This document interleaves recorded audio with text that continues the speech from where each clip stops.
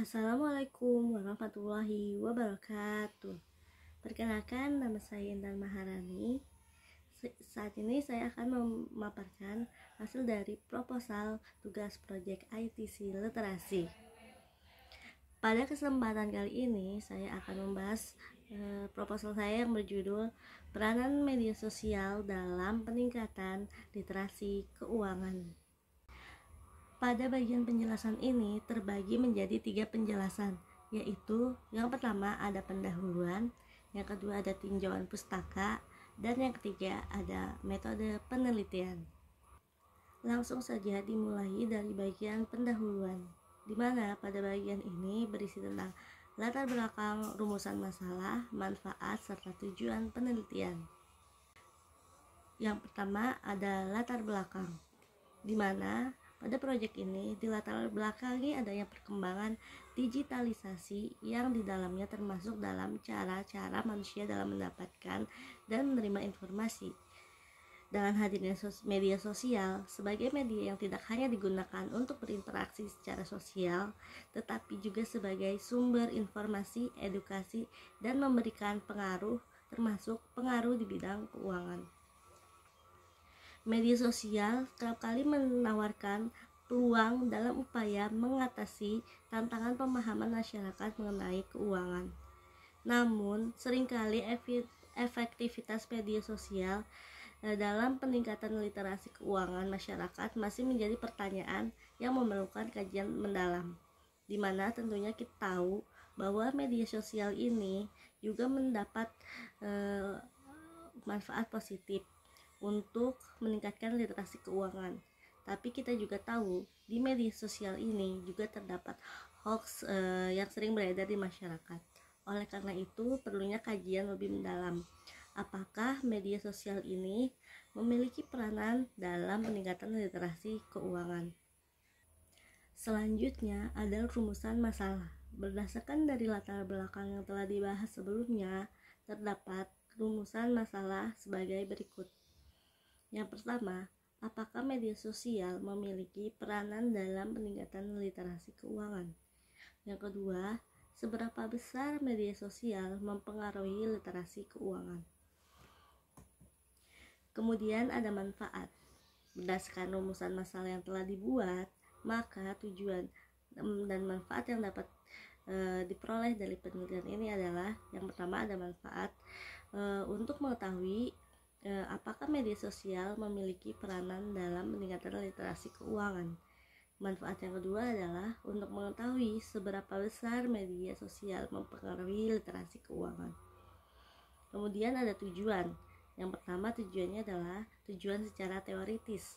Diharapkan penelitian ini dapat menjadi sumber tertulis untuk penelitian selanjutnya. Dan yang kedua ada tujuan secara praktis. Artinya, penelitian ini diharapkan dapat menjadi panduan masyarakat dalam meningkatkan literasi keuangan melalui media sosial. Bagian selanjutnya adalah tinjauan pustaka. Yang pertama, membahas mengenai teori media sosial, yaitu berisikan definisi media sosial itu sendiri dan karakteristiknya serta jenis-jenisnya. Untuk media sosial dapat didefinisikan sebagai media yang berisi konten komunikasi berbasis teknologi internet. Terdapat keterkaitan antara media dan interaksi sosial masyarakat dalam teknologi digital. Pengertian ini didapatkan dari kesimpulan beberapa ahli. Salah satunya adalah menurut Brogan 2010. Yang menyebutkan bahwa media sosial sebagai suatu perangkat komunikasi modern yang memungkinkan terbentuknya interaksi sosial yang baru di dalam jaringan internet. Kemudian ada juga yang mendefinisikan, yaitu Akram dan Kumar tahun 2017, yang mendefinisikan media sosial sebagai platform atau jaringan yang digunakan orang untuk membangun interaksi sosial dengan orang lain melalui koneksi internet. Selanjutnya ada karakteristik media sosial. Seperti yang didefinisikan oleh Ruli Nasrullah tahun 2015, terdapat beberapa karakteristik yang menjadikan sebuah media menjadi media sosial. Yang pertama, adanya jaringan informasi dan arsip, yaitu di mana jaringan merupakan koneksi yang menghubungkan antara jaringan satu dengan jaringan lainnya. Kemudian terdapat informasi yang merupakan hasil dari pemindahan data antar jaringan yang terhubung. Dan arsip merupakan adalah informasi-informasi yang tersimpan dan dapat dibuka kembali. Kemudian karakteristik selanjutnya adalah terjadinya interaksi sosial dan stimulasi sosial. Artinya media sosial dapat membangun interaksi sosial antar pengguna yang diakibatkan dengan adanya stimulasi sosial. Stimulasi sosial pada media sosial ini lebih modern dan beragam karena biasanya terdapat interaksi secara tidak langsung. Kemudian ada karakteristik di mana adanya konten informasi yang menarik. Seperti yang kita ketahui bahwa media sosial menyimpan berbagai konten informasi yang lebih menarik, yang memuat teks panjang, foto maupun video. Kemudian ada beberapa jenis-jenis media sosial yang diklasifikasikan oleh Curtis Foreman pada tahun 2017. Yaitu yang pertama ada social network, yaitu media sosial yang membantu individu atau organisasi membangun jaringan secara formal. Contohnya seperti LinkedIn, Facebook, dan Twitter. Yang kedua ada media sharing network, yaitu jenis sosial media yang digunakan untuk berbagi konten informasi dalam bentuk foto dan video seperti Instagram, Snapchat, dan YouTube. Yang ketiga ada discussion forum, yaitu tipe media sosial yang berbentuk forum untuk mendiskusikan isu-isu sosial yang telah terjadi. Contohnya seperti Reddit dan Quora. Yang keempat ada bookmarking and content curation network, yaitu media sosial yang digunakan untuk berbagi, menemukan, dan menyimpan konten-konten informasi yang sedang hangat dibicarakan seperti Pinterest. Kemudian ada customer review network, yaitu jenis sosial media yang dijadikan oleh para pengguna untuk memberikan ulasan mengenai produk seperti TripAdvisor. Terus kemudian ada juga media sosial berjenis blogging and publishing network, yaitu media sosial yang digunakan untuk pengguna membagikan konten berupa tulisan dan komentar, contohnya seperti WordPress dan Medium. Kemudian ada juga social shopping network, yaitu media sosial yang biasanya digunakan untuk melakukan transaksi jual beli. Dan ada interest based network, yaitu jenis sosial media yang akan mengumpulkan individu yang memiliki kesamaan minat dan kegemaran terhadap sesuatu. Kemudian juga ada sharing economy network, yaitu berupa forum yang biasa digunakan untuk bertukar informasi terkait iklan jual beli mereka, baik produk ataupun jasa. Kemudian ada juga anonymous social network, yaitu bagian negatif dari media sosial yang digunakan untuk mengintip ataupun sekedar berbagi cerita secara anonim.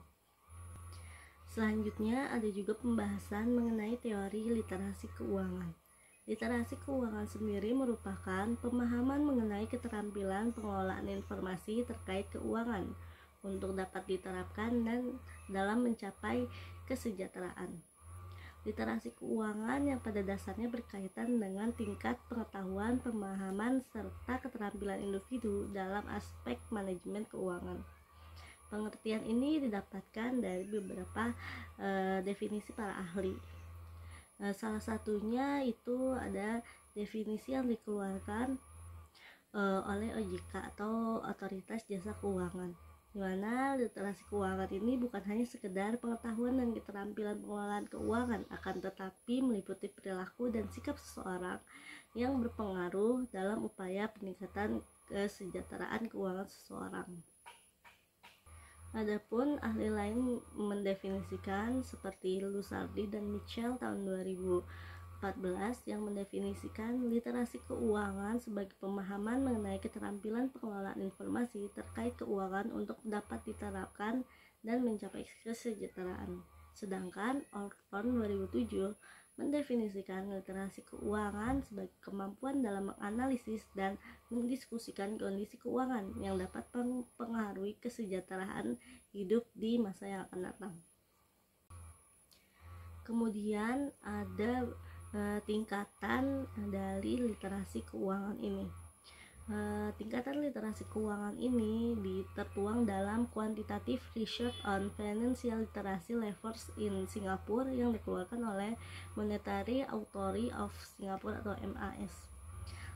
Tingkatan dari literasi keuangan ini terdapat 3 tingkatan, yaitu pada tingkatan pertama atau yang disebut dengan Basic Money Management, di mana pada tingkatan pertama ini individu akan berfokus pada pemasukan dan pengeluaran keuangannya, baik itu perencanaan pemasukan, perencanaan pengeluaran, tabungan, serta pinjaman yang akan dilakukan. Tingkatan yang kedua yaitu financial planning, yaitu pada tingkatan ini mencakup perencanaan keuangan jangka menengah mengenai perencanaan jangka menengah seperti tabungan dan pinjaman mereka. Dan yang ketiga adalah tingkatan investment, yaitu di mana individu mulai memikirkan tentang masa depan mereka. Mereka mulai memilih produk investasi untuk jangka panjang. Kemudian ada pun beberapa kajian penelitian terdahulu terkait dengan bagaimana media sosial memiliki peranan dalam peningkatan literasi keuangan. Yang pertama itu ada penelitian yang dilakukan oleh Darmai pada tahun 2021, di mana dengan judul Pengaruh Media Sosial Literasi Keuangan, Resiko Imbal Hasil dan Religiulitas terhadap minat berinvestasi sukuk generasi Z di Jakarta. Berdasarkan hasil ini, terdapat variabel media sosial yang memiliki pengaruh yang bersifat parsial dan signifikan terhadap minat investasi generasi Z di Jakarta pada produk sukuk. Kemudian ada penelitian yang dilakukan oleh Pereira dan Munir pada tahun 2022 yang berjudul Pengaruh Pendidikan Ekonomi Keluarga, Literasi Keuangan, dan Intensitas Penggunaan Media Sosial terhadap Pengelolaan Dana Beasiswa Bidik Misi Mahasiswa Fakultas Ekonomi Universitas Negeri Malang Angkatan 2017. Berdasarkan hasil penelitian ini, terdapat mahasiswa bidik misi Fakultas Ekonomi Universitas Negeri Malang melalui variabel intensitas penggunaan media sosial memiliki pengaruh yang positif terhadap perilaku mahasiswa dalam pengelolaan dana beasiswa bidik misi. Selanjutnya ada juga penelitian yang dilakukan oleh Dia, Rahmat, dan Suryani dengan judul Pengaruh Pendidikan Kewirausahaan Media Sosial terhadap Intensi Berwirausaha dengan Literasi Keuangan sebagai Mediator, di mana pada penelitian ini ditemukan adanya peranan mediator variabel literasi keuangan terhadap hubungan penggunaan media sosial dan intensi berwirausaha mahasiswa, yang menunjukkan bahwa media sosial mempengaruhi intensi berwirausaha melalui literasi keuangan. Kemudian ada penelitian juga yang dilakukan oleh Safitri dan Dewa tahun 2022, di mana pengaruh literasi keuangan melalui media sosial Instagram terhadap pengelolaan keuangan generasi Z. Berdasarkan analisis penelitian yang mereka lakukan, ditemukan adanya peranan media sosial Instagram sebagai sumber literasi keuangan terhadap pengelolaan keuangan generasi Z. Kemudian pada bagian selanjutnya terdapat metode penelitian. Pada metode penelitian ini memuat jenis, variabel, subjek, dan objek, waktu penelitian, metode pengambilan data, serta metode analisis data. Yang pertama ada jenis, variabel, subjek, dan objek penelitian. Pada penelitian ini digunakan penelitian kuantitatif deskriptif. Artinya, peneliti ingin melakukan penelitian untuk memberikan penggambaran atau pendeskripsian secara kuantitatif atau statistika. Kemudian variabel bebas yang digunakan dalam penelitian ini adalah media sosial sebagai variabel bebas dan sebagai variabel terikatnya adalah literasi keuangan. Adapun subjek dalam penelitian ini adalah pengguna aktif media sosial, terutama mereka yang suka mengikuti influencer yang sering membagikan konten-konten literasi keuangan. Adapun objeknya yaitu media sosial sebagai alat untuk mendapatkan literasi keuangan. Kemudian ada pula timeline penelitian. Penelitian ini dilakukan selama jangka waktu mata kuliah ICT literasi, mulai dari minggu pertama hingga minggu ke-16. Adapun timeline penelitiannya sebagai berikut, mulai dari pemberian materi ICT literasi, penugasan proposal, penugasan untuk laporan proposal, penugasan penelitian, pelaporan hasil dari penelitian.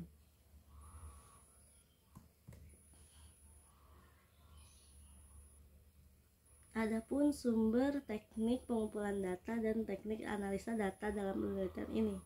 Yang pertama, sumber data yang digunakan adalah sumber primer dan sumber data sekunder.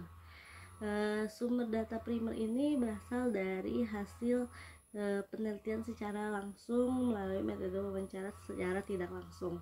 Kemudian ada pun sumber data sekunder, yaitu melalui buku-buku literasi dan hasil-hasil jurnal dari penelitian yang berkaitan.